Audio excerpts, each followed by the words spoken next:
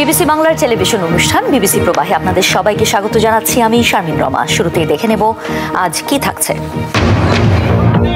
2026 সালের ফেব্রুয়ারিতে নির্বাচন আয়োজনের লক্ষ্যে এরই মধ্যে 2025 সালের হালনাগাদ খসড়া ভোটার তালিকা প্রকাশ করেছে নির্বাচন কমিশন।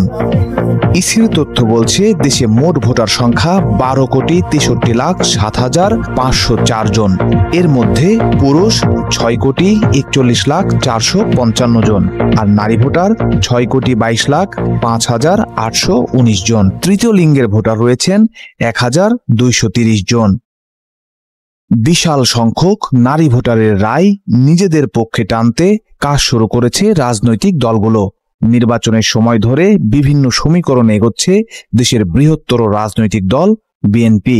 এই মুহূর্তে দলটির অন্যতম লক্ষ্য নারী ও তরুণ ভোটারদের নিজেদের পক্ষে টানা। বিএনপির সাথে কিন্তু নারীদের সম্পৃক্ততা বহু আগে থেকেই আছে। বিএনপি নারীদেরকে যেই পরিমাণ ফ্যাসিলিটেট করেছে বা ফ্যাসিলিটি দিয়েছে বিভিন্ন সেক্টরে, নারী শিশু মন্ত্রণালয় থেকে শুরু করে অবৈতনিক শিক্ষা ব্যবস্থা থেকে শুরু করে এই সমস্ত কিছুগুলো কিন্তু বিএনপির হাত ধরে এসেছে। তো বিএনপি একটি নারী বান্ধব দল, এটা অনস্বীকার বলা কোনো অপেক্ষা রাখে না। এখন আমরা কি করছি নারীর জন্য? আপনারা জানেন যে আমরা 31 দফা নিয়ে মাঠে আছি। সেখানে নারীদের জন্য স্পেসিফিক কিছু ফ্যাসিলিটি দেওয়ার জন্য, যেমন আমাদের ফ্যামিলি কার্ড থেকে শুরু করে বিভিন্ন ভাতা যেগুলো আছে, তারপরে আপনার সামাজিক সুরক্ষা যে বিষয়গুলো আছে, এই বিষয়গুলো নিয়ে কিন্তু আমরা নারীদের জন্য কাজ করছি। বাট এগুলো হচ্ছে নারীকে নারী মনে করে। বাট আমি যেটা বলি যে বিএনপি কিন্তু নারীকে শুধু নারী মনে করে না, নারীকে মানুষ হিসেবে দেখে কিন্তু এগিয়ে নিয়ে যেতে চায় এবং সেইভাবে দেশের প্রতিটা সেক্টরে নারীর পার্টিসিপেশনকে যেন আরো অনেকাংশে বাড়িয়ে নিয়ে যাওয়া যায়, সেই পরিবেশটা তৈরি করার জন্য বিএনপি কাজ করছে। এখনই কাজ করছে, ভবিষ্যতে কাজ করবে। মাঠ পর্যায়ে বিএনপি প্রার্থীদের নির্বাচন পরিচালনায় স্থানীয় নারীদের যুক্ত করা হচ্ছে বলেও জানান এই বিএনপি নেত্রী। আমরা যে কাজটা করছি যে নারীরা তো, আমরা সব ভোটের আগে কিন্তু এটা হয়, নারীরা কিন্তু ঘরে ঘরে যেতে পারেন, পুরুষরা কিন্তু ঘরে ঘরে যেতে পারেন না। সো আমাদের মহিলা দল থাকে এবং প্রত্যেকটা জায়গায়, যেমন আমি কিন্তু আমার যে কনস্টিটিউয়েন্সিতে আমি মনোনয়ন প্রত্যাশা করছি আর কি, দলের কাছে মনোনয়ন চাচ্ছি, সেখানে কিন্তু আমি প্রতিটা জায়গায় আমার নির্বাচনী কমিটি গঠন করে দিয়ে এসেছি, যে নির্বাচন পরিচালনা করার জন্য বা নির্বাচনের মাঠে ভোট চাওয়ার জন্য এরা কাজ করবে। তো সেখানে কি হচ্ছে, নারীরাও কিন্তু আছে। প্রতিটা ওয়ার্ড থেকে 20 জন 25 জন নারীকে আমি দিয়েছি, তারা ঘরে ঘরে গিয়ে যে বিএনপির 31 দফা সম্পর্কিত বিষয়গুলো অথবা আমাদের যে এজেন্ডাগুলো থাকছে এগুলো নিয়ে কথা বলবে।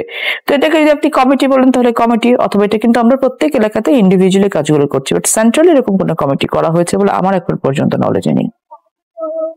প্রতিযোগী দলগুলোর কৌশলে বিএনপি চিন্তিত কিনা এমন প্রশ্নের জবাবে নিজেদের কৌশলে আস্থা রাখার কথা জানালেন তিনি।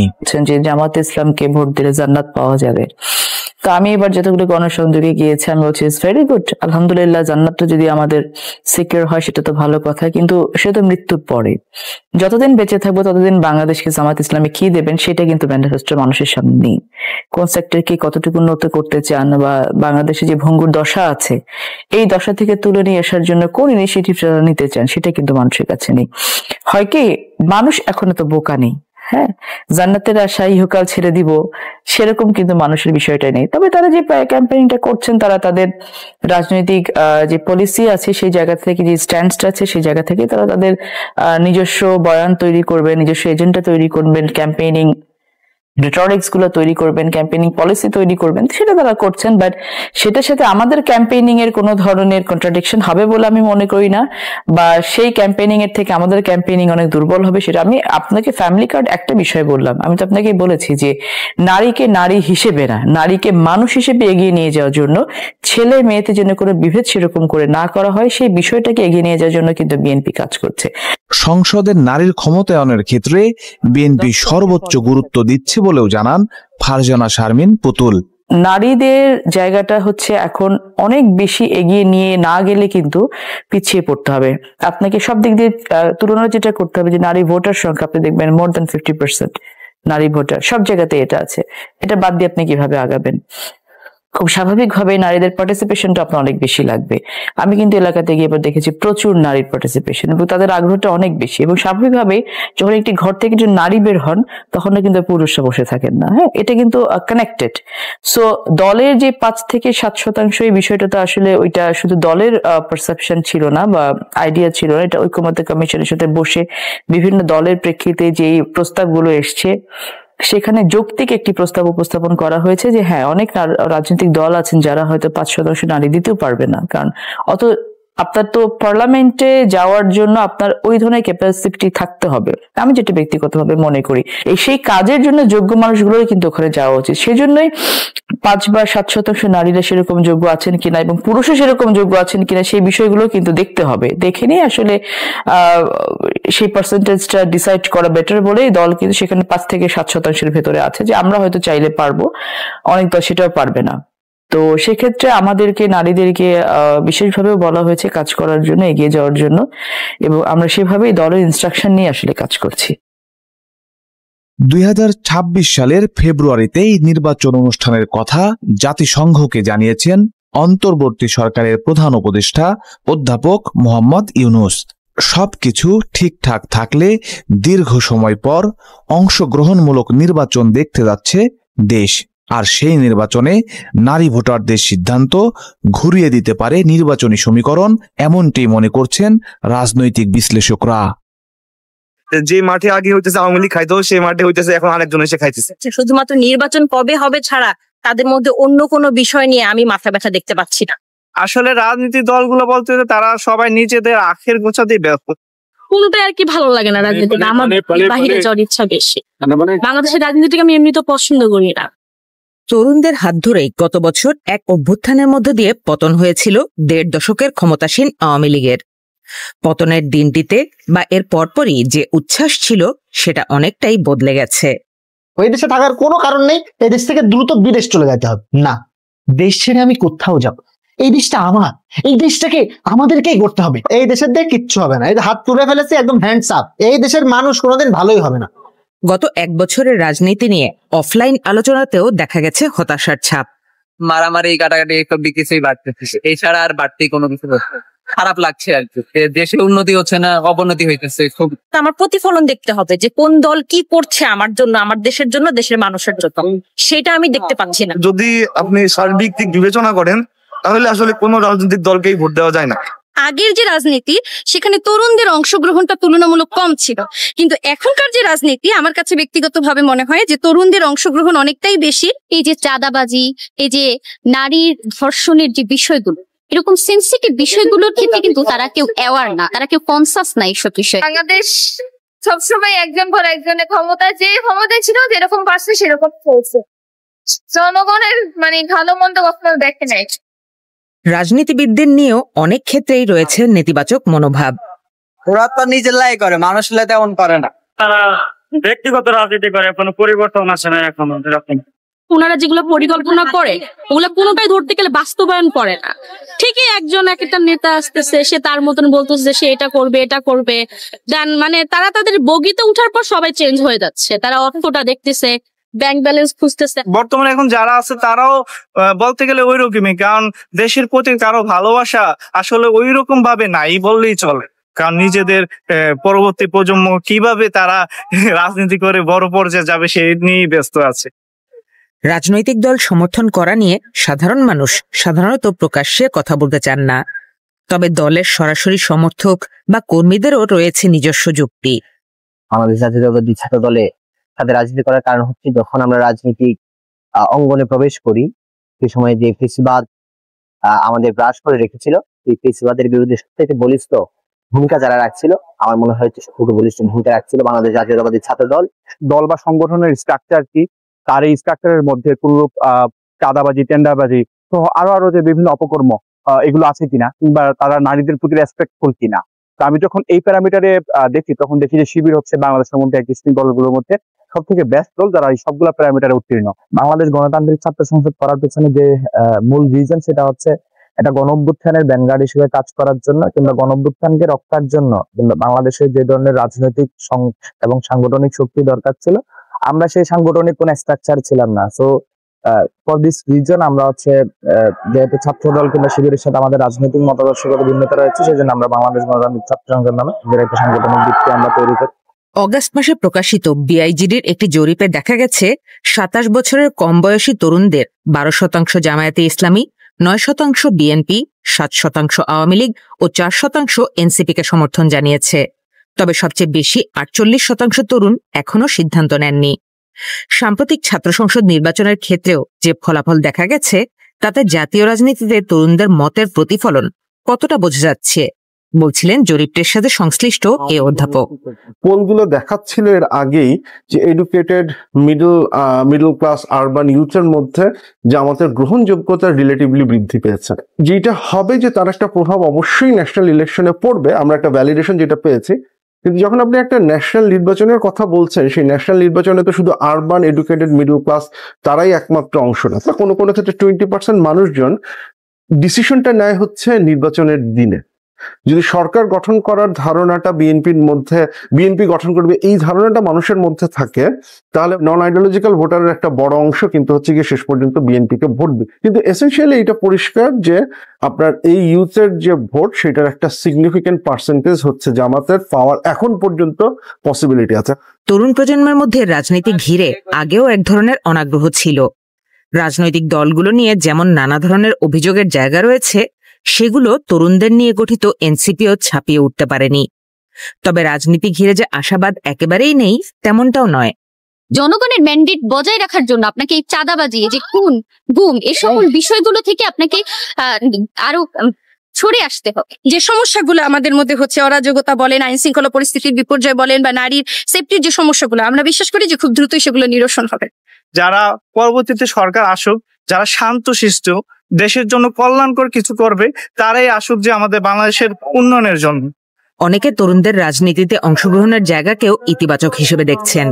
একই সাথে বর্তমানে আইন শৃঙ্খলা, নিরাপত্তা ও বিশৃঙ্খলা থেকে উত্তরণেও নির্বাচিত রাজনৈতিক দলের ভূমিকার প্রত্যাশা রয়েছে।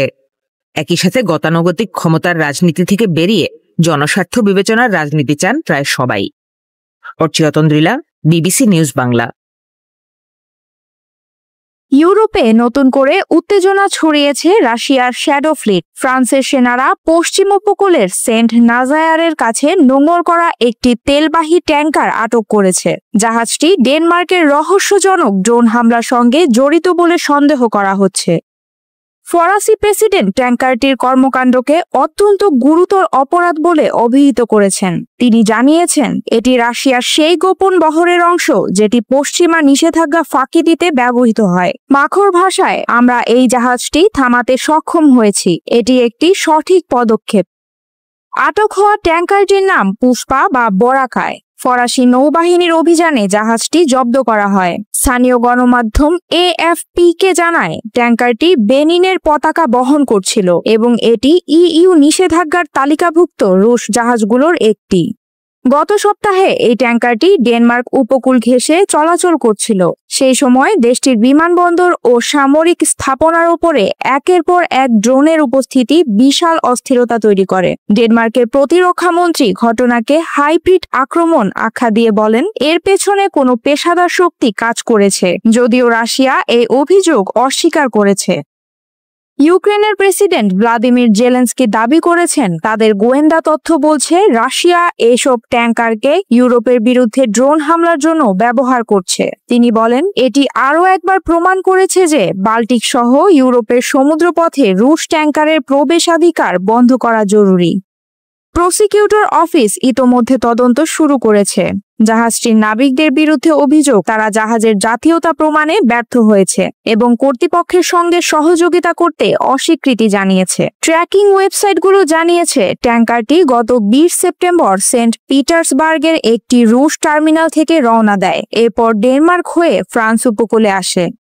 ঘটনাটি শুধু ফ্রান্স ও ডেনমার্কেই সীমিত নয়, নরওয়েতেও গত সপ্তাহে বিমানবন্দরের কাছে একাধিক ড্রোন দেখা গেছে। জার্মানির উত্তরাঞ্চলেও গুরুত্বপূর্ণ অবকাঠামো ও সামরিক স্থাপনার ওপর সন্দেহজনক ড্রোন উড্ডয়নের খবর নিশ্চিত করেছে কর্তৃপক্ষ। এর আগে রুশ যুদ্ধ বিমান ও ড্রোনের মাধ্যমে ন্যাটো আকাশসীমা লঙ্ঘনের অভিযোগ উঠেছিল। সর্বশেষ এই ট্যাঙ্কার আটকের ঘটনাকে পশ্চিমা দেশগুলো রাশিয়ার হাইব্রিড যুদ্ধের অংশ হিসেবে দেখছে। গাজায় ত্রাণ বহনকারী গ্লোবাল সুমুদ ফ্লোটিলায় প্রায় 40টি জাহাজের বহর আটকে দিয়েছে ইসরায়েল। আটক হয়েছেন সুইডিশ জলবায়ু কর্মী গ্রেটা থুনবার্গ সহ শত শত কর্মী। ইসরায়েলি বাহিনীর দাবি এরা বৈধ নৌ অবরোধ ভেঙে যুদ্ধক্ষেত্রের কাছাকাছি চলে যাচ্ছিলেন। প্রথম নৌকাগুলোকে থামানো হয় আন্তর্জাতিক জলসীমায় গাজার উপকূল থেকে প্রায় 70 নটিক্যাল মাইল দূরে।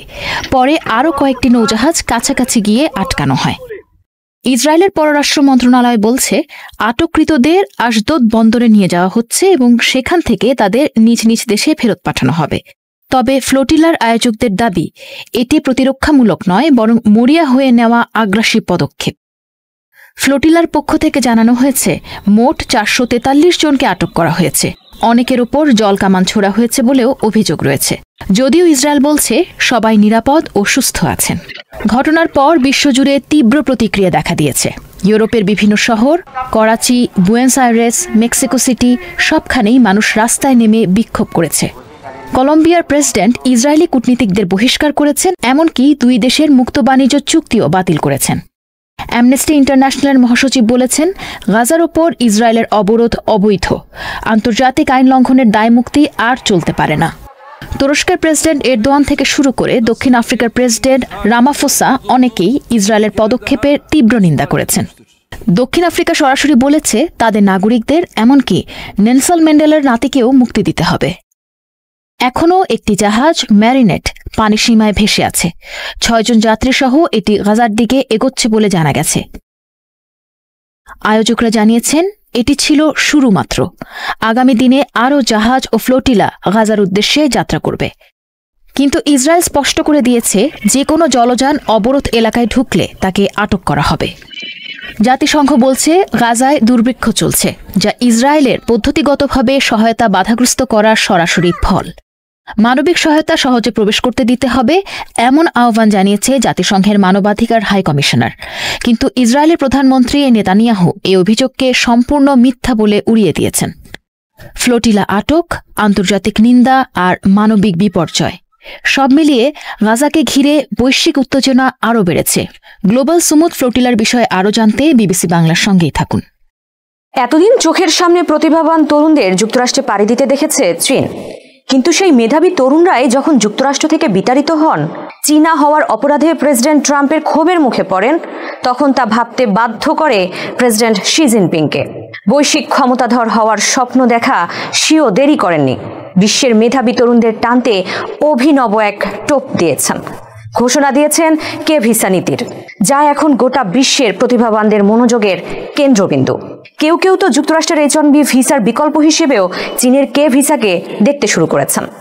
গত 7 অগস্ট কে ভিসা নীতির ঘোষণা করে চীন। এ ভিসার মাধ্যমে বিজ্ঞান, প্রযুক্তি, প্রকৌশল ও গণিত খাতে চীনে কর্মজীবনের সুযোগ পাবে তরুণরা। তবে শর্ত জুড়ে দেয়া হয়, ভিসা আবেদনকারীদের অবশ্যই দেশি বা বিদেশি স্বনামধন্য বিশ্ববিদ্যালয় বা গবেষণা প্রতিষ্ঠানের STEM বিষয়ে স্নাতক বা এর ঊর্ধ্বতন ডিগ্রিধারী হতে হবে, অথবা ওইসব প্রতিষ্ঠানের শিক্ষকতা বা গবেষণা করেছেন এমন ব্যক্তিরা আবেদন করতে পারবেন। এক্ষেত্রে কোনো নিয়োগদাতার স্পন্সরশিপও লাগবে না আবেদনকারীর, অর্থাৎ চীনে গিয়ে দেখে শুনে কাজ খোঁজার সুযোগ পাবে ভিসাধারীরা। এমন লোভনীয় অফারের পরেও শুরুতে এ ভিসায় খুব একটা সাড়া মেলেনি। তবে গত 20 সেপ্টেম্বর প্রেসিডেন্ট ট্রাম্প নির্বাহী আদেশে দক্ষ কর্মী বা H-1B ভিসার ফি $1,00,000 উন্নীত করলে চীনের কে ভিসা নীতি আলোচনায় আসে, যা কার্যকর হয়েছে গত 1 অক্টোবর থেকে। কে ভিসা নিয়ে চীনের সরকারের পক্ষ থেকে বলা হয়েছে, এ ভিসার লক্ষ্য হবে বিদেশি প্রতিভা এনে বিজ্ঞান ও প্রযুক্তিতে দেশের তরুণদের প্রতিযোগিতা ক্ষমতা বাড়ানো, প্রতিভাবানদের মধ্যে সহযোগিতা বাড়ানো। এছাড়াও এ ভিসা নীতিকে চীনের সংস্কারের অংশ বলে দাবি করেছে সরকার। বলা হচ্ছে, ভিসা প্রক্রিয়া সহজ করে স্থায়ী বসবাসের কার্ড চালু করার পরিকল্পনাও আছে সরকারের, যা নিয়ে বেইজিং এর চিয়াংকং গ্র্যাজুয়েট স্কুল অব বিজনেসের অধ্যাপক জিগাং তাও বলেন, 1980 থেকে 2010-এর দশক পর্যন্ত চীন প্রতিভা হারাতো উন্নত দেশগুলোর কাছে। এখন লক্ষ্য হলো স্থানীয় প্রতিভা ধরে রাখা এবং বিশ্ব থেকে নতুন প্রতিভা আনা। যুক্তরাষ্ট্রের H-1B ভিসা ফি বাড়ায় সবচেয়ে বড় ধাক্কা খেয়েছে ভারত। কেননা H-1B ভিসার 70% বরাদ্দ ছিল ভারতীয়দের জন্য, কিন্তু এখন H-1B ভিসা ফি বাড়ায় বাধ্য হয়ে বিকল্প খুঁজতে হচ্ছে ভারতীয়দের। যেই বিকল্প হতে পারে কে ভিসা, ইতোমধ্যে যা দেখাও যাচ্ছে। সাংহাইয়ের ইমিগ্রেশন কনসালটেন্সি নিউল্যান্ড চেইস এর পরিচালক এডওয়ার্ড হু বলেন, অগাস্ট থেকে ভিসা নিয়ে অনুসন্ধান 30% বেড়েছে, যেখানে সবচেয়ে বেশি আগ্রহ ছিল ভারতীয়দের, এরপর দক্ষিণ পূর্ব এশিয়া ও ইউরোপের।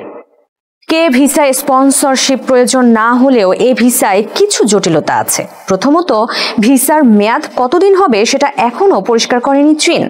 বয়স, শিক্ষাগত যোগ্যতা বা কাজের অভিজ্ঞতা সম্পর্কিত শর্তের বিষয়টিও এখনো পরিষ্কার নয়। তাছাড়া বিদেশিদের নাগরিকত্ব দেওয়ার বেলায় যুক্তরাষ্ট্রের মতো উদার নয় চীন। সমস্যা আছে ভাষা নিয়েও। চীন কর্মস্থলে এখনো সেই অর্থে ইংরেজি ভাষার ব্যবহার বাড়েনি। এর বাইরেও বিদেশিদের মাথায় রাখতে হচ্ছে চীনের 996 কাজের সংস্কৃতি, অর্থাৎ সকাল 9টা থেকে রাত 9টা, সপ্তাহে 6 দিন, অর্থাৎ 72 ঘন্টা কাজের বিষয়টিও, যা হয়তো বিদেশি স্নাতকদের ভাবতে বাধ্য করবে। তাছাড়া চীনা তরুণদের মধ্যে এই ভিসা নিয়ে তীব্র সমালোচনা আছে। কে ভিসা নীতি নিয়ে এরই মধ্যে ব্যাপক সমালোচনা দেখা দিয়েছে দেশটির সামাজিক যোগাযোগ মাধ্যমে। চীনে বেকারত্বের হার যেখানে চলতি বছর 19% পৌঁছেছে, সেখানে নিজেদের তরুণদের চাকরির বাজার সংকুচিত করে কেন বিদেশিদের চাকরির সুযোগ দেওয়া হবে সে প্রশ্ন তুলেছেন অনেকেই। অনেকে আবার ভারতীয়দের সুযোগ দিতে এমন সিদ্ধান্ত কিনা সে প্রশ্নও তুলেছেন। এ পরিস্থিতিতে তরুণদের হতাশা দূর করতে চাকরির সুযোগ তৈরিতে সরকারকে জোর দিতে বলেছেন চীনের বিশ্লেষক ও গ্লোবাল টাইমসের সাবেক সম্পাদক হু সিজেন। তিনি বলেন, কে ভিসা বিতর্কের আসল কারণ হলো দেশের চাকরির বাজারের ঘাটতি ও তরুণদের উদ্বেগ। এখন সরকারের মূল দায়িত্ব হলো ভালো মানের চাকরির সুযোগ তৈরি করা। বাংলাদেশ ও নেপালের পর জেনজিদের বিক্ষোভ ছড়িয়ে পড়েছে আফ্রিকাতেও। মাদাগাস্কারের সরকার পতন হতে না হতেই এবার মরক্কোতেও আন্দোলনে নেমেছে জেনজি। সামাজিক ন্যায় বিচার প্রতিষ্ঠা ও সংস্কারের দাবিতে রাস্তায় নেমেছে হাজার হাজার তরুণ। এর মধ্যে উপকূলীয় শহর আগাদিবের লাকলিয়ায় নিরাপত্তা বাহিনীর সঙ্গে ব্যাপক সংঘর্ষ হয়েছে বিক্ষোভকারীদের। অস্ত্র লুটের চেষ্টা করলে গুলি ছোড়ে আইন শৃঙ্খলা বাহিনী। এতে 2 জন নিহত হন ও আহত হন বহু। উন্নত শিক্ষা ও স্বাস্থ্যসেবার দাবিতে গত 1 অক্টোবর বিক্ষোভের ডাক দেয় তরুণদের অনলাইন ভিত্তিক সংগঠন জেনজি 212। টিকটক, ইনস্টাগ্রাম ও গেমিং অ্যাপ ডিসকর্ডে ব্যাপক সাড়া ফেলে জেনজি 212 এর আহ্বান। বিক্ষোভে অংশ নিয়ে রাস্তায় নামে হাজার হাজার তরুণ, যা পরবর্তীতে সহিংসতায় রূপ নেয়। স্থানীয় কর্তৃপক্ষ জানিয়েছে, গেন্দারমারিতে অবস্থিত একটি নিরাপত্তা বাহিনীর ঘাঁটি দখলের চেষ্টা করে কিছু যুবক। এ সময় তাদের হাতে ছুরি ছিল, গাড়িতে আগুনও দিয়েছে তারা। তাদের দমাতে প্রথমে টিয়ার গ্যাস ছোড়া হলেও কাজ হয়নি। পরে আত্মরক্ষার্থে গুলি চালায় আইন শৃঙ্খলা বাহিনী। স্বরাষ্ট্র মন্ত্রণালয় জানিয়েছে, সংঘর্ষে 263 জন নিরাপত্তা সদস্য ও 23 জন সাধারণ নাগরিক আহত হয়েছে। আগুন দেওয়া হয়েছে নিরাপত্তা বাহিনীর 142টি গাড়ি ও 20টি ব্যক্তিগত গাড়িতে। গ্রেফতার করা হয়েছে 409 জনকে। এদিকে 2 জন নিহতের ঘটনায় বিক্ষোভ ছড়িয়ে পড়েছে দেশ জুড়ে। রাজধানী রাবাতেতে পুলিশকে লক্ষ্য করে পাথর নিক্ষেপ করেছে বিক্ষুব্ধরা। দোকানপাট লুট করা হয়েছে, আগুন দেওয়া হয়েছে ব্যাংক ও গাড়িতে। তানজিয়ে শহরের পরিস্থিতিও একই। আর আগাদিবের সুস অঞ্চলে মুখোশ পরে স্থানীয় প্রশাসন কার্যালয়ে আগুন দিয়ে প্রধান সড়ক অবরোধ করে রেখেছে বিক্ষুব্ধরা। পর্যটন নগরী মারাকেশও তরুণদের ক্ষোভের শিকার হয়েছে। আগুন দেওয়া হয়েছে পুলিশ স্টেশনে। তরুণদের ক্ষোভের কারণ হিসেবে জানা যাচ্ছে, দেশটিতে বেকারত্বের হার 12.8% হলেও তরুণ বেকারত্বের হার 35.8%। অথচ সরকারের মনোযোগ ফুটবলে। চলতি বছরের শেষ নাগাদ হতে যাওয়া আফ্রিকা কাপ অব নেশনস ও 2030 বিশ্বকাপের প্রস্তুতি হিসেবে স্টেডিয়াম নির্মাণে ব্যাপক বিনিয়োগ করলেও স্কুল ও হাসপাতালগুলো তহবিলের অভাবে ভুগছে। এছাড়াও আঞ্চলিক বৈষম্য, জনসেবার বেহাল দশা, সুযোগ অভাব তরুণদের মধ্যে হতাশার বিস্ফোরণ ঘটিয়েছে, যা এখন পরিণত হয়েছে সরকার পতনের আন্দোলনে। প্রধানমন্ত্রী আজিজ আখান্নুসের পদত্যাগ দাবি করেছে হাজার হাজার তরুণ। সবাইকে শুভকামনা জানিয়ে আমি শারমিন রমাজ এখানেই বিদায় নিচ্ছি। ভালো থাকবেন।